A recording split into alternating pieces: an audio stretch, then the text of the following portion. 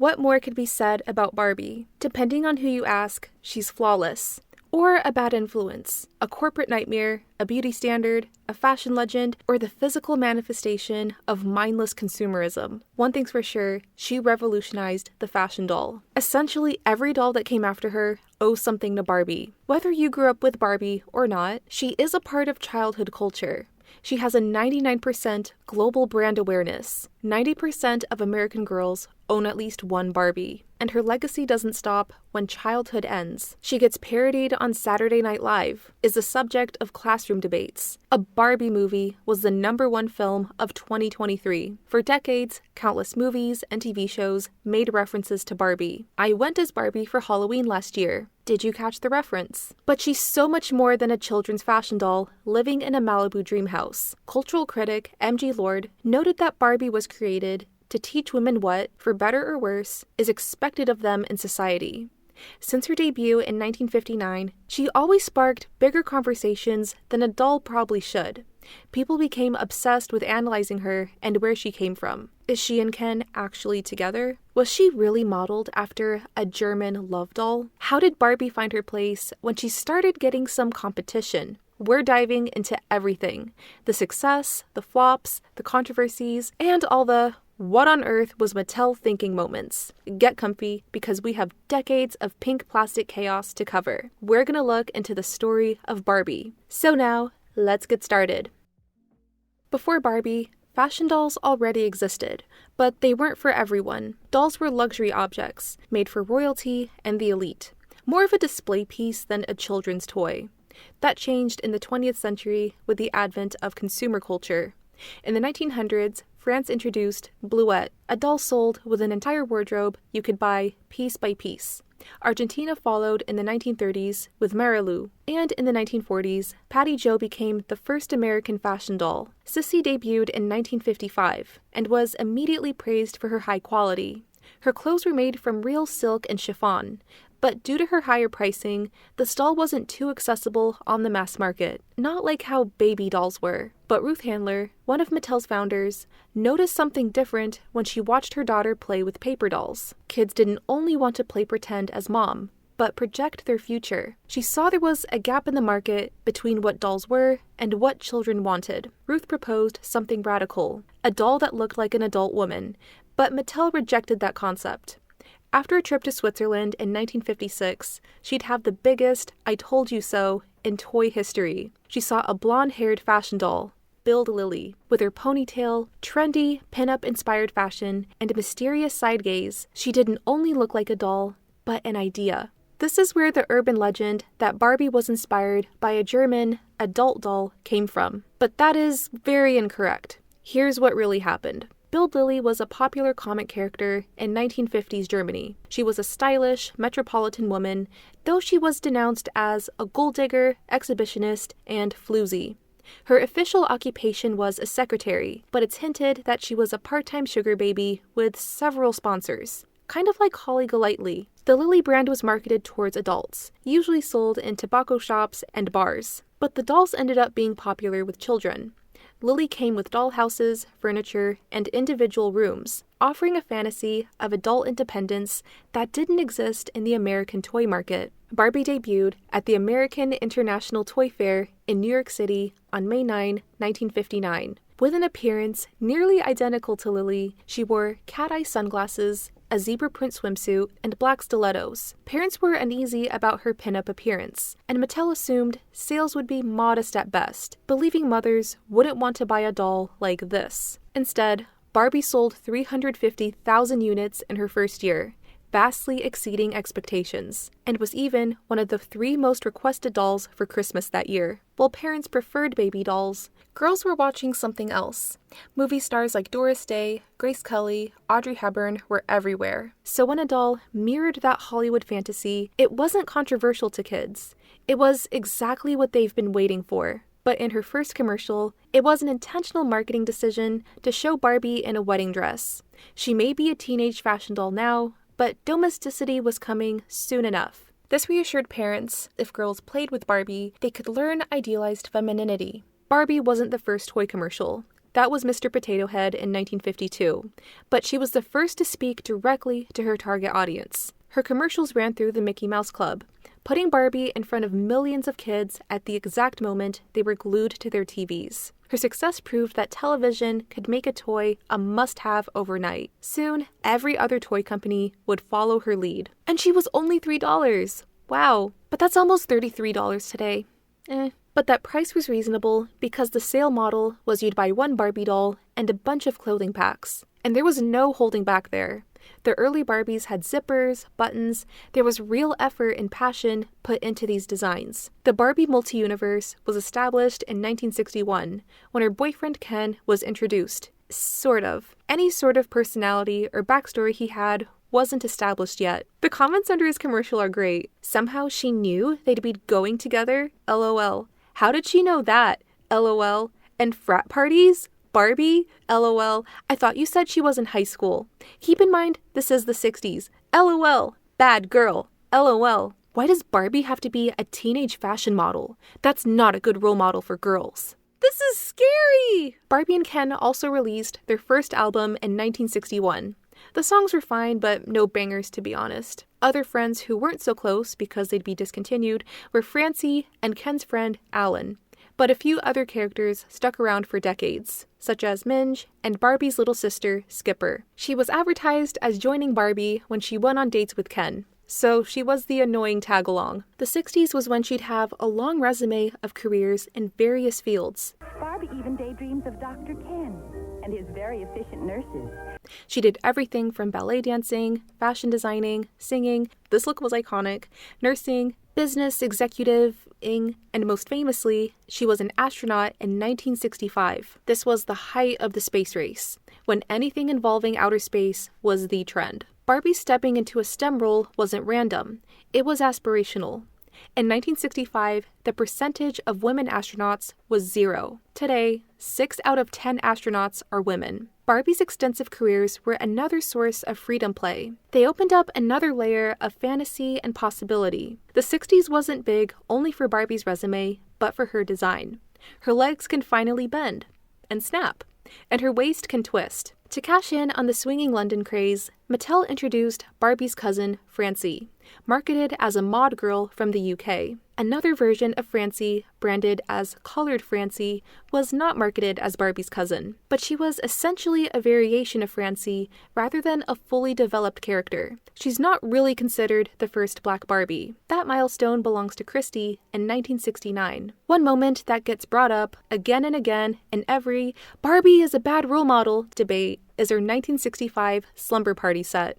It came with a bathroom scale permanently set to 110 pounds, and a tiny book titled How to Lose Weight, and the back of it saying, "Don't eat." I'm not sure why those things are needed for a slumber party, but her first controversy. The uncomfortable truth is that this wasn't unusual messaging for the time. Women's magazines encouraged skipping meals, and diet pills were sold openly on store shelves. A 1965 commercial introducing Diet Pepsi reminded that even when enjoying an indulgent, sugary drink, you've got to watch your figure. It's possible the "don't eat" thing was an in-joke amongst the adults who worked at Mattel. Like, "Oh, you want to lose weight? Don't eat." Like, it's an exaggeration of timely weight loss tips. That doesn't justify Mattel's decisions, but reveals a culture that made it seem normal. And stuff like this caused some concern because from the perspective of adults, Barbie was a mirror of idealized femininity and all the expectations that came with it.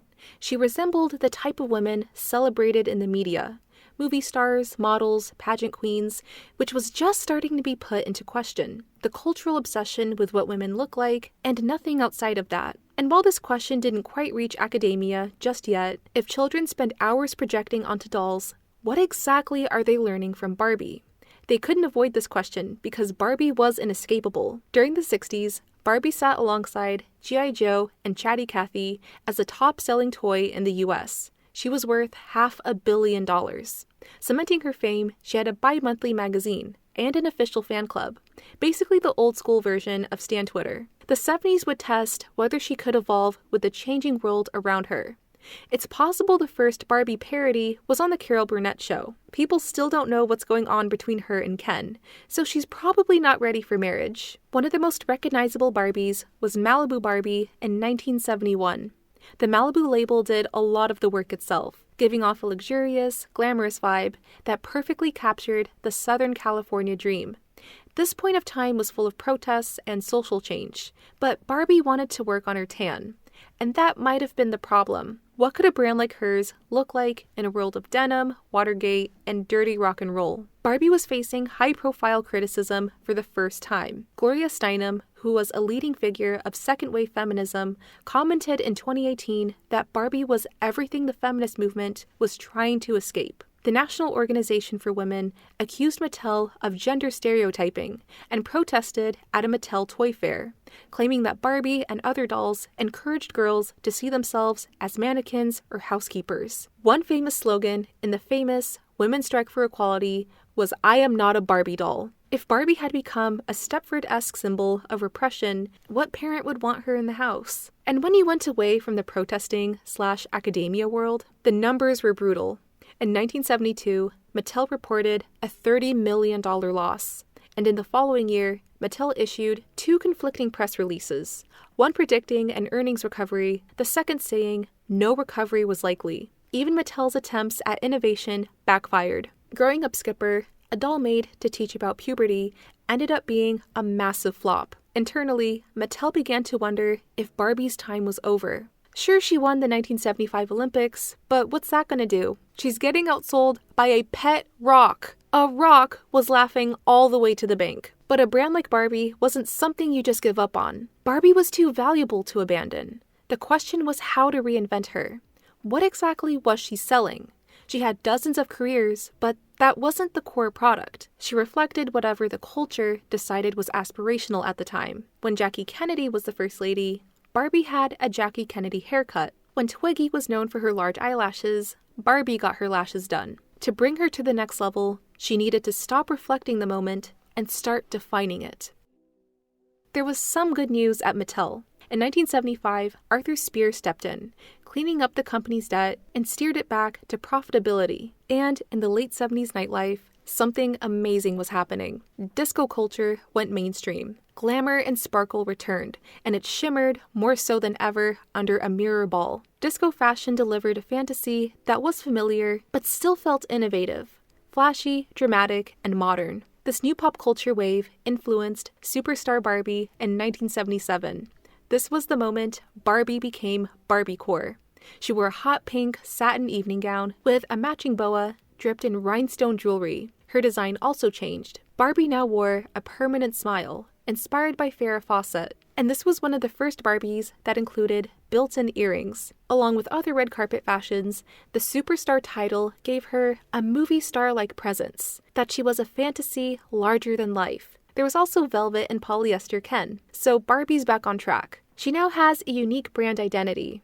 But there was still one lingering problem that Mattel didn't solve yet, the question of whether or not Barbie was a good influence on girls. In the 80s, culture shifted. More mothers were entering the workforce, and expectations for girls were changing with them. She needed an ethos. In 1984, product manager Jill Berard came up with one of the most memorable slogans in toy history. This line sold a brand of confidence and turned Barbie into a role model. Barbie became more than a brand of sparkly fashion and hairstyling, but a symbol of empowerment, ambition, and being yourself. Plus, it gave some reassurance to the parents. Meanwhile, the daughters were enchanted by the sparkly ball gowns. And if you watch some Barbie commercials chronologically, in the 60s and 70s, maybe 1 of 4 commercials had a voiceover by a guy. At this point, all the voiceovers were women, encouraging one clear idea. Barbie was a space for girls. In Barbie World, they were the focus. Another secret to Barbie's success was that the marketers at Mattel knew what they were doing. The commercials were pure adrenaline. Bright colors, fast cuts, catchy songs, basically mini music videos. Imagine you're a child watching TV, and then there's the dreaded commercial break, and bam! You're seeing a wash of varying shades of pink, sparkle, wind machines for a doll. It's opulent and ornate, and it was something you had to have. But what made this marketing feel almost magical was that it never made you feel like you were on the outside looking in. The tone wasn't be this or earn this. It was confident in a way that assumed you already belonged. Like this glitzy utopia wasn't something you had to chase, but was already waiting for you. This is how Mattel created marketing perfection. Plus, the timing couldn't have been better. The 80s were the era of excess. There was conspicuous consumption. Fashion was as extra as can be.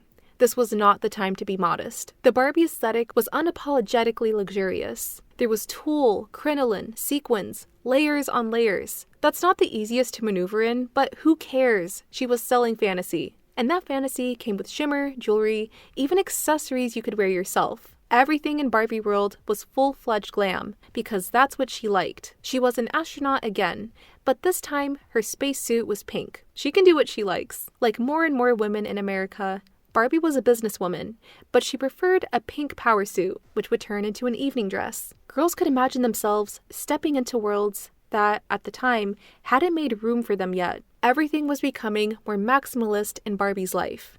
The Barbie dream house went from individual rooms to a 2-story mansion. She had 20 million jobs to fund her collection of luxury cars. Paula Abdul teamed up for a Barbie dance party thing. Andy Warhol's last painting was of Barbie. Initially, he wanted to paint socialite Billy Boy, which he turned down.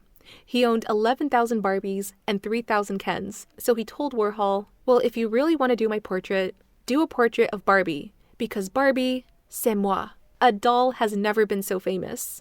The first holiday Barbie was released in 1988 and launched an annual tradition of extravagant ballroom Christmas dolls. Legendary designer Bob Mackie collaborated with Mattel and had Barbie in his signature larger-than-life couture. And if Barbie proved one thing in the doll world, everything that you could do, she can do better. The Saturday morning cartoon show, Gem, premiered in 1988, where a regular girl has an alter ego of being the lead singer in a band. And with this being an 80s cartoon, she was also a line of dolls produced by Hasbro, and these dolls were a hit. Not a Barbie-level hit, but still enough to turn heads at Mattel. They were not about to have the Queen Bee get upstaged by the new girl, so Barbie also joined a band, Barbie and the Rockers. There wasn't really a cool alter ego aspect, but there was plenty of metallic materials, big hair, and stage presence. This line pulled $70 million in revenue. To expand in visual media, Barbie and the Rockers became the first Barbie movie in 1987. The Gem Dolls and TV series were canceled a year later.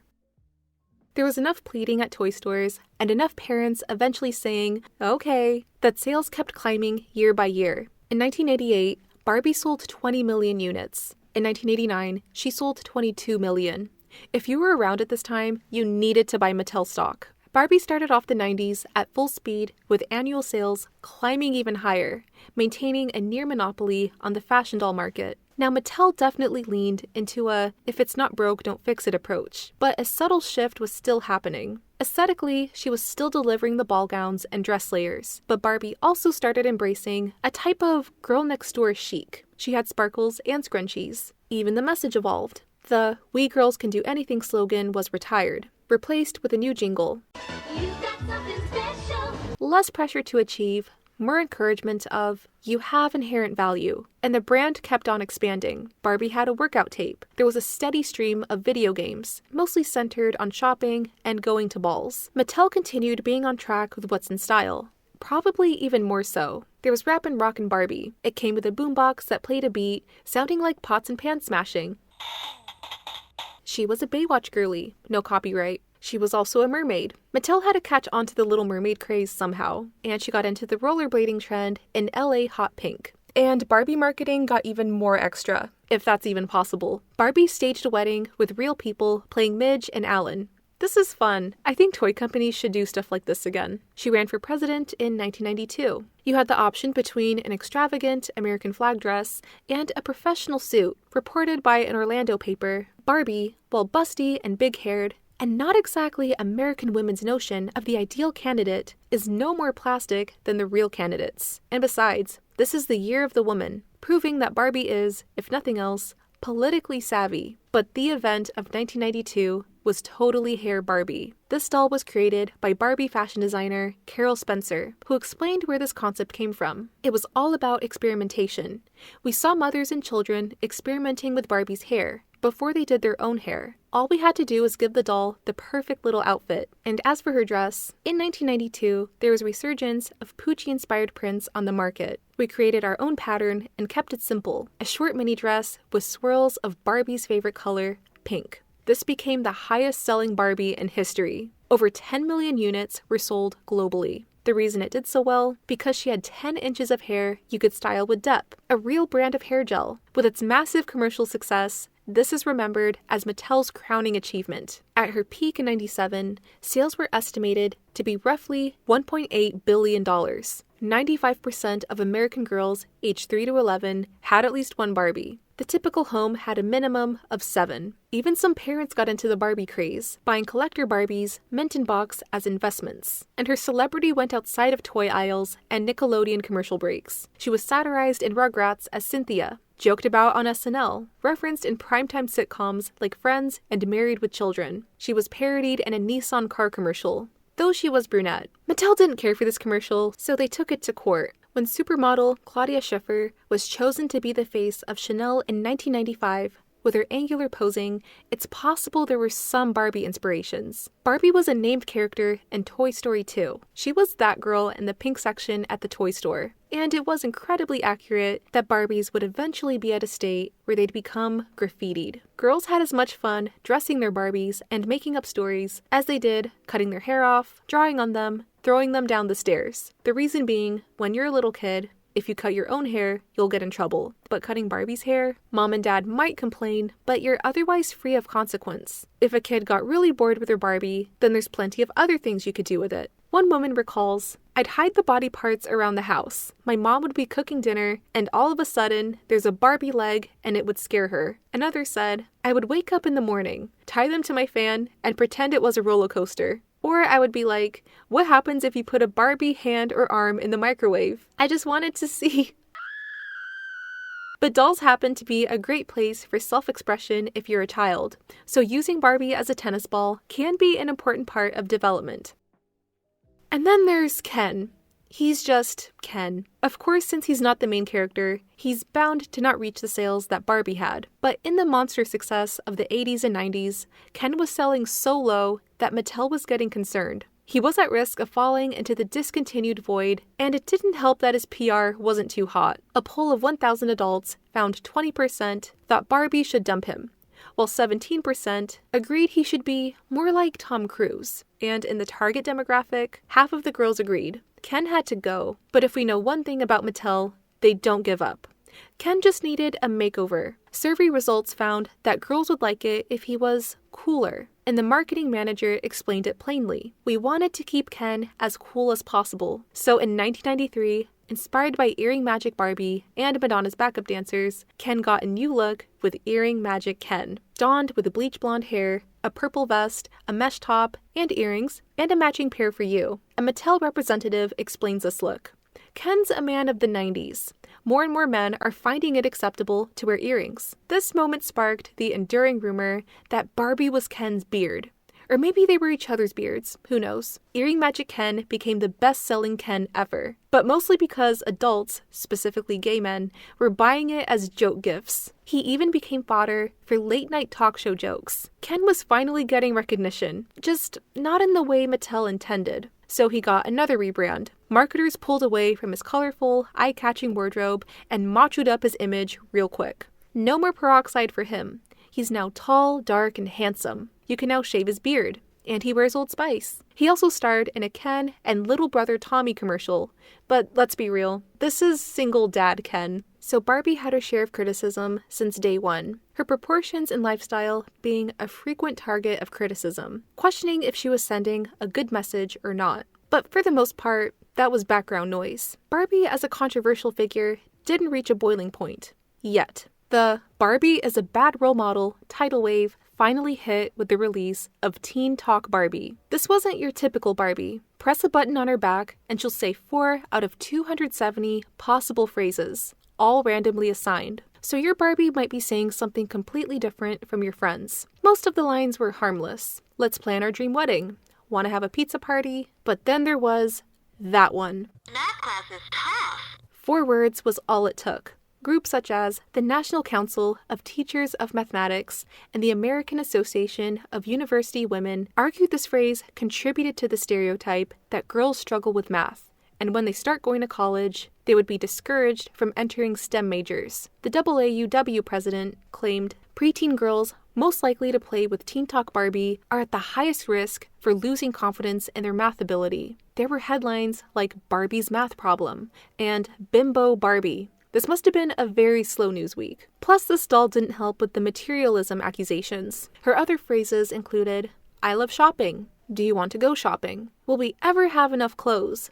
Meet me at the mall. If Barbie has been used as a symbol of what women are supposed to be, is Mattel teaching girls that they're better off not knowing math and should just shop instead? Now, to be fair, you could argue the opposite. If a child is struggling with math, maybe it's reassuring that Barbie is too. After all, her branding went from the doll who could be anything to a doll who's more relatable. The infamous phrase was removed. Customers who had it were offered free exchanges. An updated version of the doll included phrases, I'm gonna be a veterinarian, let's start a business, and I love school, don't you? So the problem is fixed, right? No, what's done has been done. As a protest, the Barbie Liberation Organization switched the voice boxes of G.I. Joe and Barbie dolls. Unsuspecting buyers would get a surprise. Barbie is talking about defeating some Cobra scum or something, and G.I. Joe just wants to go to the mall. This controversy was parodied in The Simpsons episode Lisa vs. Malibu Stacy, where a popular fashion doll finally got to speak and encouraged girls to be stupid, shallow, and get a rich husband. What's wrong with the third one? Don't ask me. I'm just a girl. Huh.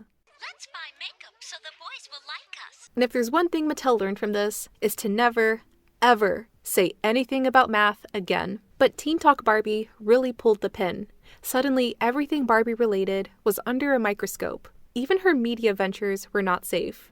Computer Gaming World hailed Barbie's debut video game as repressibly empty-headed and sexist. In the book Game Over, Examining Children's Video Games, used Barbie's supermodel as proof that games aimed at girls were overtly simplified and lacked difficulty. And video games aside, there was one glaring issue that people have been talking about since day one: her proportions. We've heard it all before. Barbie's body is completely unrealistic, and she could influence a negative body image. You've probably heard the claim, if Barbie was a real woman, she'd be 5'9" and have to walk on her fours, because her waist is so small and she'd wear a size 3 shoe. This time she was getting flack for glamorizing a shallow lifestyle. Her pink-coated Malibu dreamhouse, her extensive number of convertibles, an endless supply of clothes that London Tipton would envy, thousands of pairs of shoes that will eventually disappear. It is a mystery. Any shoe that Barbie owned will get lost. There were concerns that girls playing with Barbie will grow up with a preoccupation on their physical appearance and nothing outside of that, and how her clothing is too provocative, even though I don't see anything wrong with what she wears. But Barbie's image reached a point where it didn't matter what she really wore. It was what she represented publicly. In 1997, Danish pop group Aqua released Barbie Girl, characterizing her as a blonde bimbo with a chipmunk voice. Mattel was not happy. They sued the band's label, MCA Records, and lost. And some parts of Barbie's story really makes you think, is Skipper and Kelly really her sisters? Is that the story they're going with? How old is Barbie anyway? Naturally, some felt that there needed to be an alternative to Barbie, something as far removed from her image as possible. Entrepreneur Pleasant Rowland wanted to counter the flashy, materialism-driven toy market. She felt Barbie specifically was rushing girls to adolescence and didn't offer educational value. Her answer was American Girl. In a design almost resembling baby dolls, this line featured relatable characters dressed in historically accurate clothing, each with their own book series. They were a way to learn about American history, something girls could genuinely value. And girls did go crazy for them. For many parents, this was the anti-Barbie dream, and they came at a hefty price at $85 per doll. There's a reason parents were willing to put up with Barbie. Even if they did feel she was too materialistic, at least her price was reasonable. But frankly, Barbie had enough. Why were so many toy brands bragging about how different they were from Barbie? How come when real-life women were compared to a Barbie doll, it more than likely wasn't a compliment? Check out Malibu Barbie. I knew she wasn't a Barbie doll when I pointed her. How did she end up as the symbol of everything shallow, frivolous, and wrong with girl culture? She could be an astronaut, a doctor, even a president. But to her critics, it didn't matter. The message, they argued, was already baked in. In the world of marketing, if you can't defend yourself anymore, you may as well give in. So Barbie got a makeover. In 1997, in response to the years of countless criticisms, Mattel remodeled her. Her proportions were adjusted. Smaller bust, fuller hips, and a slightly wider waist. In response to the demands from her target audience, Vice President of Corporate Communications for Mattel said, they wanted Barbie to be cooler, to be more reflective of themselves. Her hair got straighter, now golden blonde with highlights, more realism-based, and less doll-like compared to her previous platinum blonde waves. Plus, this was just the trendy hairstyle of the time. Her fashions also started dialing down on the sparkles and blaring pink. Her style became cuter, resembling a Delia's catalog. Even the themes played it safe. I'm surprised it took this long for Princess Barbie to come out, or Barbies based on fairy tales. A fairy tale theme is incredibly inoffensive. Who would take issue with this? And you can't just limit the marketing makeover to aesthetics. You need to commit and have the critics eat their words. Barbie is not educational enough. She had the Dolls of the World line. You could see dolls from various cultures in traditional dress, though they occasionally swept into stereotype territory. And remember how Pleasant Rowland created American Girl as a more substantial alternative to Barbie? In 1998, Mattel bought the entire company. They were being petty. With influence from the Spice Girls, the term girl power went from a punky, riot girl political statement to a playground rallying call. Marketers everywhere leaned in hard, delivering a message that girls are not only capable, they're powerful. And with the help of the Barbie brand, the color pink was a symbol of confidence and freedom. In 1998, Barbie released a new Spice Girls-inspired album, Beyond Pink. Barbie released music before, mostly about dancing or whatever, but this time the theme was directly focusing on empowerment. And Mattel didn't stop there. They doubled down on Barbie's ever-expanding resume. Instead of a supermodel, the Barbie video games had her as a detective and marine biologist. Parents thought dolls were taking up reading time. There was a Barbie book series with titles Shooting for the Stars, The Clue in the Haunted Library. What is that? She aligned herself with athletes like figure skater Tara Lipinski and soccer player Mia Hamm. If real-life role models were teaming up with Barbie, it was a strong case that maybe she wasn't sending such a bad message after all. Barbie, Christy, and Teresa even became swimming champions for the 2000 Olympics. Oh, look at her go! And she ran for president again. Even if critics took issue with her proportions or the fact that she is a fashion doll, in many ways, Barbie became exactly what parents have been asking for. This marketing change was referenced in the movie Life Size, where a glamorous doll who sparkles and shines rebranded with a more down-to-earth image. All these changes and her sales weren't amazing. Of course, this wasn't her 1970s flop era, but in a market flooded with electronic fad toys like Furby, Tamagotchi, Diva Stars, and Poochie, Mattel had to work to remind customers that Barbie wasn't the toy equivalent of a Vegas legacy show. Mattel was taking whatever brand deal that came their way, and started doing even more collabs with junk food. There was a Jell-O Barbie, McDonald's Barbie, and Oreo Barbie, which ended up being yet another controversial release. Apparently, no one at Mattel knew the unintended implication that Oreo is also used as a derogatory term within the Black community. But the public did, and she was quickly removed from shelves. Maybe, possibly, they were trying to do a wink to Oreo cookies, but that's the only explanation that sort of makes sense. After that controversy settled, then came Happy Family Midge, the first pregnant Barbie, complete with a magnetic, detachable stomach and a baby inside. Some consumers felt that the idea of a pregnant Barbie was inappropriate. Some parents felt that the doll promoted teen pregnancy. Like, how? Plus, it didn't help that she wasn't wearing her wedding ring, and aside from her baby, she was all by herself. Mattel quickly added one and included a cardboard of her husband Alan on the box, so technically he was there.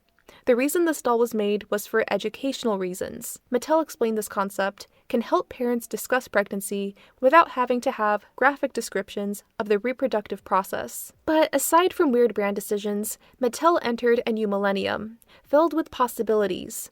Even given all her controversies, no one can take away that she was the main fashion doll for decades. No doll could compete with her. That all changed in 2001. 4 girls with a passion for fashion entered the market. The scandalously named Bratz dolls were perfectly on trend, fully leaning right into that early 2000s McBling aesthetic before it even fully took over. There was no leader in this range. None of them was a Barbie. They were all the main characters. They also all looked different and had their own unique sense of style, exhibiting an effortless cool factor. Even Bratz boys sort of appealed to boys in a way that Ken never did. In grade school, I saw it myself. They thought they looked cool. Bratz immediately took Barbie's place as America's most controversial doll, and after 1 year, they were worth $150 million.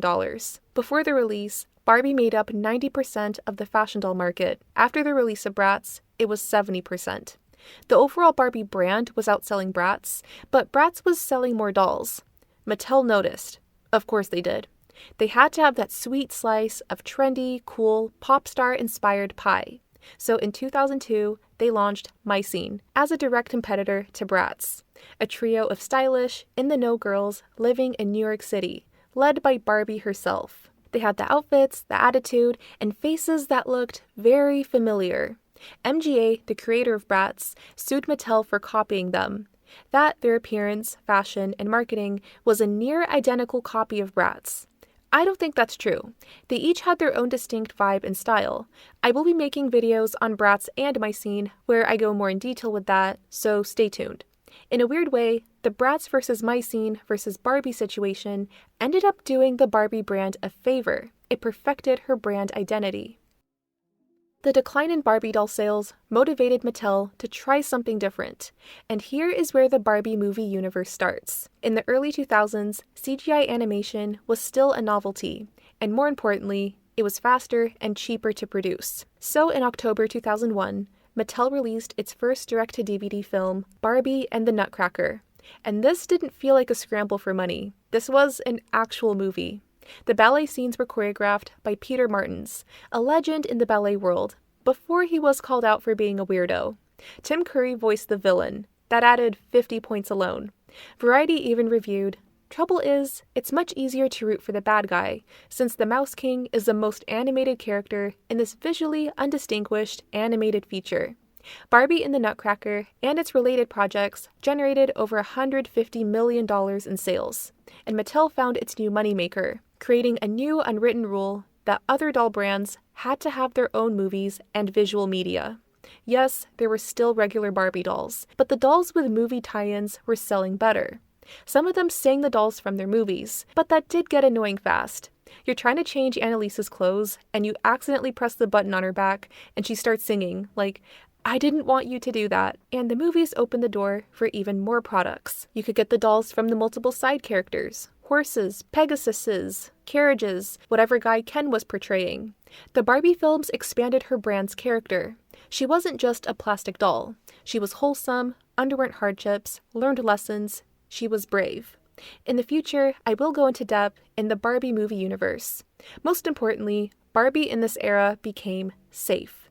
In a world where Bratz dolls and pop princesses were constantly questioned if they were good role models, Mattel tapped into the same formula that made Disney princesses a billion-dollar empire. Keep enough sparkle to keep the kids hooked and their parents comfortable. Barbie's expansion in visual media didn't stop there. The official Barbie.com was launched in 1996, but was perfected in 2004 after collaborating with EverythingGirl.com. The site was packed with multiple flash games or Star Doll-esque dress-up games. But what I remember is the oh-so-comforting art style. And there was a new wave of Barbie video games, and they were better than ever. There was Barbie Fashion Show, the original Dress to Impress. There was Barbie Beauty Boutique, say that 3 times fast. The soundtrack recently went viral, as it should. And in 2007, Mattel went all in on the trend of virtual worlds with BarbieGirls.com. To compete with Tie-Girls, Neopets, and Webkins, Barbie Girls let you step out into a pink digital world with clothing stores, cafes, and a pet store if you had the Barbie Girls MP3 player. I was so upset when you could only write pre-made messages. The drama used to be immaculate. Actual Barbie dolls also started leaning heavily into collector items more than ever. These Barbies were prestige, display-worthy pieces rather than just toys. Mattel refused to hold back on these. This is art. I remember one report was freaking out over the Silkstone collection, like, "Oh, they're selling Barbies in lingerie," when These are collector's items. You're not going to find them in Target. And in the 2000s, the collaborations went into overdrive. Barbie teamed up with Givenchy, Burberry, Kate Spade, Juicy Couture, Versace. But I'd say the best of the bunch is the Paul Frank pajamas. Collector's editions also leaned hard into pop culture. I remember getting these Barbie catalogs in the mail like every 3 months. I had so much fun flipping through the pages. I knew nothing of Alfred Hitchcock's The Birds, but I thought this doll was so chic. And there wasn't a property too far off for Mattel to put their name on. There was collector Barbies based on Pirates of the Caribbean, Mad Men, Twilight. As for the mainline dolls, Barbie leaned into a softer, more personal message of be yourself, summed up in the new slogan, be who you want to be. She even got her own version of those iconic iPod silhouette ads. But in 2006, Bratz dolls took up 40% of the doll market, while Barbie sales declined by 30%. Mattel announcing some tabloid drama about Barbie and Ken breaking up and now she's seeing an Australian surfer didn't seem to work. MGA founder Isaac Larian claimed that girls saw Barbie as old and a mom, also adding, "It's time for Barbie to retire." And the media didn't shy away from the Barbie versus Bratz narrative. It's interesting how for decades, Barbie had been criticized for being too provocative. But when compared to Bratz, all of a sudden, she's the most wholesome, angelic doll ever. And even with all the rebrands, the softer image, the be yourself messaging didn't make the old criticisms of her proportions and influence disappear. If people are going to complain no matter what, then why not take notes from the 80s, 90s peak era? Plus, the sales aren't doing amazing, so something needed to be done differently. This new era felt experimental. The competition with Bratz was dying down, and she was one of the main characters in Toy Story 3. Apparently, Barbie believes authority should arrive from the consent of the governed, not from the threat of force. In 2009, for her 50th birthday, Barbie hit New York Fashion Week, with looks from designers like Vera Wang and Rag & Bone. The soundtrack for the show was incredible. I found so many new songs for my jogging playlist. There was even an updated version of her iconic 1959 swimsuit. She went back to her roots, sporting a rather snooty expression, but with heavier makeup, timely smoky eye and all. And this would become the new look of Barbie. Mattel really went full out with the pink and Malibu glam, but it became self-aware. Barbie is notorious for being a plastic doll in a world of pink. Yes, she is. She's proudly a diva again. Not too long ago, they turned Aqua's Barbie girl into a lawsuit. Now they sampled it in the Fashionistas commercial, and basically a recreation of the song was featured for the Fab Girl line. I'm not sure if Aqua got paid for that. And alongside the new embrace of glam trendy fashions, the Sew and Style Barbies was released in 2009. You no longer had to look towards the collector Barbies to get the full-fledged fantasy. Alliteration! In 2013, for a Barbie dream house in Berlin was picketed with chanters shouting, "Pink stinks." I love this type of controversy. It's a sign you're an it girl. 2012 had the launch of the self-referential, self-parody, scripted reality show, Barbie Life in the Dream House, where everyone knows they are dolls in a fictionalized version of Malibu. In between surprisingly good comedic timing, Barbie and Ken had their trademark lack of romantic chemistry. I really think they're just good friends. Raquel is a very quotable frenemy, and her brother Ryan is every Wattpad boyfriend ever. I remember some moral panic video using the scene of Barbie showing her massive closet as an example of like, this is the message little girls are being taught.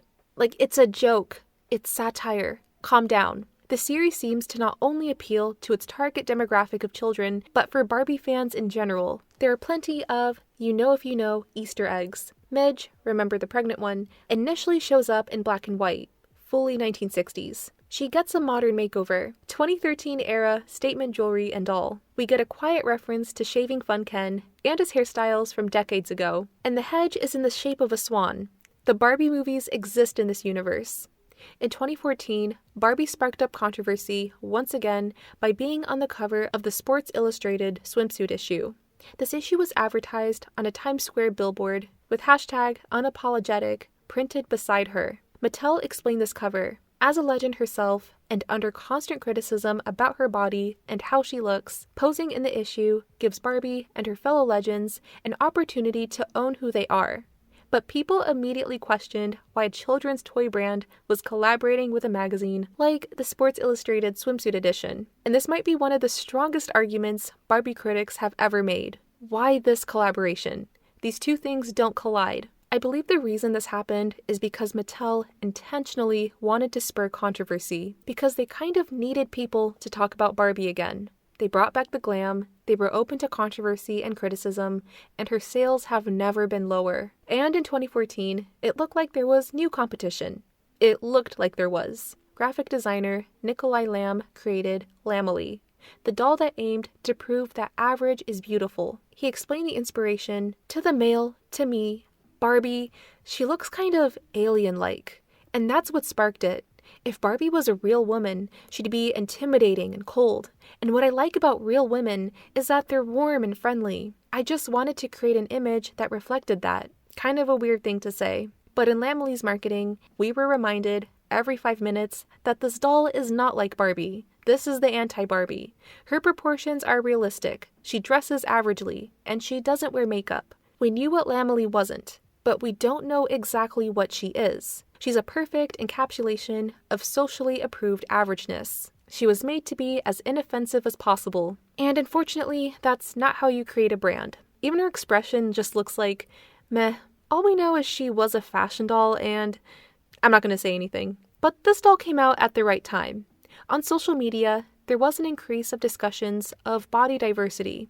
More ads started being called out for sending negative messages. Ads challenging the photoshopped beauty expectations were gaining more attention. Meanwhile, Barbie was the subject of yet another controversy when the book, I Can Be a Computer Engineer, was meant to be a woman in STEM representation, but showed her being supposedly inept with computers. She crashed her PC, infected her sister's computer with a virus, and needed her male friends to fix everything. Another apology Mattel had to make. The culture was shifting, and if Barbie didn't change, she may be a figure stuck in the past. So Barbie has finally done it. In 2016, she introduced 3 new body types, curvy, tall, and petite, alongside a wider range of skin tones and hair textures. This was the most direct response made to decades of criticism. One girl said in a promotional video, "It's important for Barbies to look different, you know, like real people in the world." Barbie made the cover of Time magazine with the provocative headline, "Now can we stop talking about my body?" The new brand slogan was, "You can be anything," with Barbie's new direction being more grounded. To introduce this new era of Barbie, there was a video called Imagine the Possibilities, where girls were shown doing the career of their dreams, to the awe and surprise of everyone around them. I thought this campaign was cute, but it just felt too tailor-made to go viral. I remember this concept was everywhere in the 2010s. Ads by Dove and other campaigns had a thing of, we put hidden cameras and captured real reactions. Like, yeah, this totally isn't scripted. She wasn't just a nondescript doctor, but a pediatrician, an eye doctor, a game developer, a robotics engineer, a judge. Now you can play Judge Judy. Ken also got a bit of a makeover too, one of which looks like a 2010s annoying dude. Barbie also started vlogging. Talking to the camera YouTube vlogs were massive in the mid-2010s, and Barbie wasn't gonna miss that wave. I'm surprised she didn't do any story times of how her Uber driver is stalking her or whatever. Now this rebrand appears to be a cohesive vision. The only problem was, for this being a fashion doll brand, the fashions were just not it. A lot of these fits were reminiscent of Shake It Up. This may sound mean, and no shade to her, but Barbie in this time reminded me a lot of 2010's Meghan Trainor. Technically, a formula is followed, but everything is so incredibly manufactured and safe that it felt slightly behind the curve of what was aspirational. It's all incredibly corporate approved. Maybe if Barbie took some notes from Monster High before their own rebrand and wasn't afraid to push some buttons, maybe taking some fashion inspiration from Charli XCX or Rihanna, then maybe Barbie would have more cultural cachet. But appeared that Mattel aimed to appeal to an even younger demographic and had the easy excuse that they didn't need to put the same attention to detail or quality, all to cut costs. Some of these dolls literally had painted on clothes, but the brand was focusing less on fashion, more on empowerment. Higher-end collector dolls began showcasing influential women in history, such as Rosa Parks, Billie Jean King, Ida B. Wells, Ellen Ochoa, and Frida Kahlo. I will be honest, I don't think Frida Kahlo would be into a brand like Barbie or Mattel, but otherwise, Barbies are still in a confused limbo. The doll market just isn't what it used to be. Of course, there are still doll collectors, and high-quality dolls are still being made, but the old, you need to have a Barbie level of dominance just doesn't exist anymore. So Barbie is still left wearing 2010s fashion in the 2020s. I won't judge. Barbie and her friends can do whatever they like. But that doesn't mean her hold on pop culture didn't go away. If anything, she feels more culturally dominant now than she has in years. How many red carpet looks, photo shoots in the past decade have been directly influenced by Barbie? The Barbiecore aesthetic trend took over the early 2020s, one of the cultural signals of the return of girly aesthetics in mainstream culture. And today, being compared to a Barbie doll is a compliment. Then came the event that brought Barbie to the center of cultural conversation, the live-action Barbie movie. A live-action Barbie film has been trapped in development hell since the 1980s. There have been so many writers who came and went throughout the years. Diablo Cody nearly wrote Barbie, so did Lindsay Beer, who wrote Sierra Burgess is a Loser. But things finally looked into place when Margot Robbie was cast in 2019, and Greta Gerwig signed to direct in 2021. The writing was intentionally contradictory, criticizing consumerism while also glamorizing products. There are references ranging from William Shakespeare, Adam and Eve, Paradise Lost, but it's foremost an allegory of growing up, when the fantasy of dolls start fading away and life gets more confusing. There's stuff about feminism and all that, but the way it's explained is very 2013 Tumblr blogger. But this isn't a Barbie movie analysis. Let's talk about what really matters, what it looks like. This is set in a pink, Malibu-esque utopia, where home designs were taken from mid-century Southern Californian suburbia. The fashions were inspired by 1960s French Riviera, free-flowing and gentle pastels. Her famous pink gingham dress was directly inspired by a Barbie wedding dress, at least one of them. And of course there was direct inspirations from real Barbies. There was the iconic swimsuit look, gold dream Barbie, astronaut Barbie, the hot skating line, but looking even more SoCal this time. I'm gonna sound mean, but Venice Beach in real life looks a lot rougher than this. I thought the country western looks were a direct reference, but these were mostly made from imagination. Tell me your favorite Barbie movie outfit in the comments. Speaking for myself, her sleepwear inspired me so much. This movie didn't stray away from some of Barbie's messier history. We get references to Pregnant Midge, Teen Talk Barbie, Earring Magic Ken, whose outfit is far more modest this time. And in the promotional stage, we saw one of the most prolific examples of method dressing. Margot Robbie sported vintage Barbie looks constantly. Day-to-night Barbie, the pink evening dress, and the black cabaret dress. And there was product placement. So much product placement. Store displays looked like pink, glittery paradise. 2023 was the summer of Barbie. This film earned over $1 billion worldwide and became the highest grossing movie of the year. Never before has a summer blockbuster looked this pink. Oh, and some other movie was popular at the time. Then there was the Barbie Dreamfest catastrophe, which I won't get into because I want to end on a positive note. Besides, attendees got refunds, everyone survived, no one was left stranded in a pink ghost town. Barbie continues to march on. She's more than a toy. She's a part of the architecture of American pop culture.